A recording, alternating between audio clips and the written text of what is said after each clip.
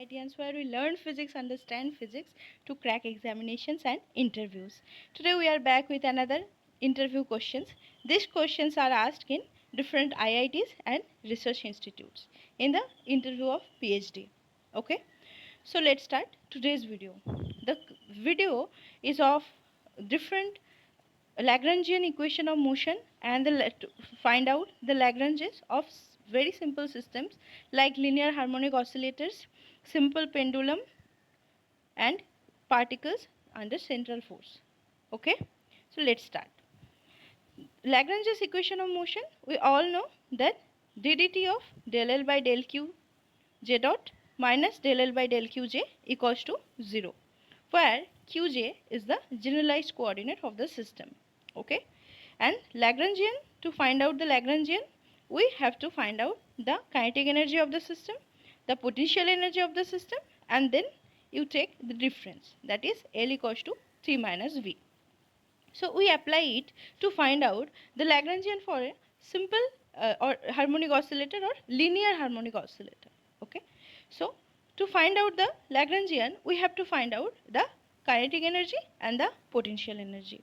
So, and the Lagrange's equation of motion will be ddt of del L by del Q x dot minus del L by del x equals to 0, where we are taking this one dimensional motion, say in the x direction. Okay, so generalized coordinate we are taking as x. So to find out the kinetic energy, we all know that kinetic energy equals to half into m into v square or half into m into x dot square. And to find out the potential energy, we check v equals to minus of integration f dot dx. So f here, this restoring force of the system, that is minus kx of dx. So we take the integration, so it will be minus of integration of minus kx into dx, and it will become half kx square plus c. So c is constant here, okay, and k is spring constant. So we choose that at the equilibrium position, that is v equals to 0 at x equals to 0 level, so that c becomes 0. So we get kinetic energy as half mv square or half mx dot square, and potential energy as half k x square. So Lagrangian will be half mx dot square minus half k x square.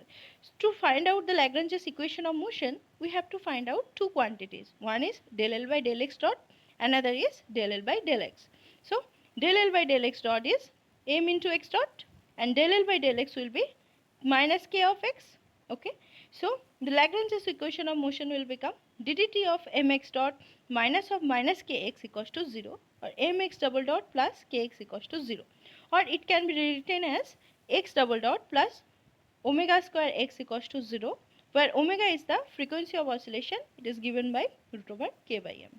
Okay, so come to the next question.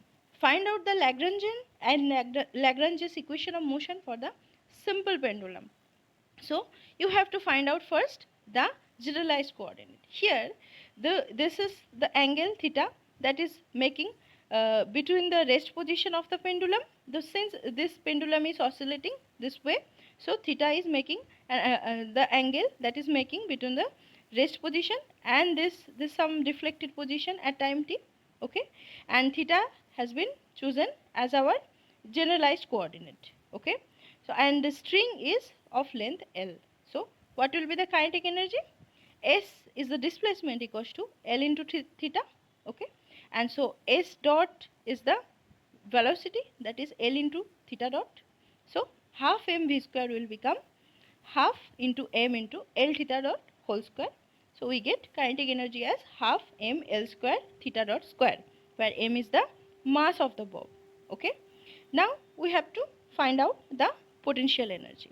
Okay, and from position B to position A, the mass has fallen freely through a vertical distance here. This much distance it has fallen. Okay, so the potential energy will be, so mgh is the general potential, I mean V. Okay, general form of the potential. So here it will become mg into O into OA minus mg into OC, because this much distance it has been fallen. Mg of L, this is L distance, OA is the L, because the length, pendulum length has length L, and OC will be this O into C. Okay, this will become L into cos theta. Okay, so OC will be L cos theta and OA will become L. So MgL of 1 minus cos theta, that is V, that is potential energy. Now we get kinetic energy, we get potential energy. To find out Lagrangian, what do? We take the difference between them. So L becomes half m L square theta dot square minus mgl into 1 minus cos theta. So to equation of motion, for the finding of Lagrange's equation of motion, we take del L by del theta dot and del L by del theta. So del L by del theta dot becomes ml square theta dot and del L by del theta will become mgl minus mgl into sin theta. So putting this in the Lagrange's equation of motion, that is ddt of del L by del theta dot minus del L by del theta is equals to 0. We get that ml square theta double dot plus mgl sin theta equals to 0, or we can write this term as theta double dot plus g by L sin theta equals to 0. Now for very small oscillation, sin theta can be taken as theta, and then the equation of motion will become theta double dot plus g by L theta equals to 0, where and we can write the angular simple harmonic motion with period t equals to 2 pi into root over L by g. Okay, you have to understand that if we don't ignore this term, if we don't take sin theta equals to theta, then the motion is highly nonlinear motion. Okay, so the physics of simple harmonic motion actually is not simple. It will become simple when sin theta has been taken as theta. Okay, and then the next question is, find out the Lagrangian and Lagrange's equation of motion for the particle moving under central force. Okay, the central force, that is that force which is always directed away or towards a fixed center, and the magnitude of which is a function of the distance from the fixed center. Okay, suppose this is a nucleus, this is an electron, and electron is revolving around nucleus under the central force, because the electron is always directed towards the fixed center. There is a nuclear attraction, charge attraction between them, and its magnitude is a function of the distance from this fixed center, that is function of r.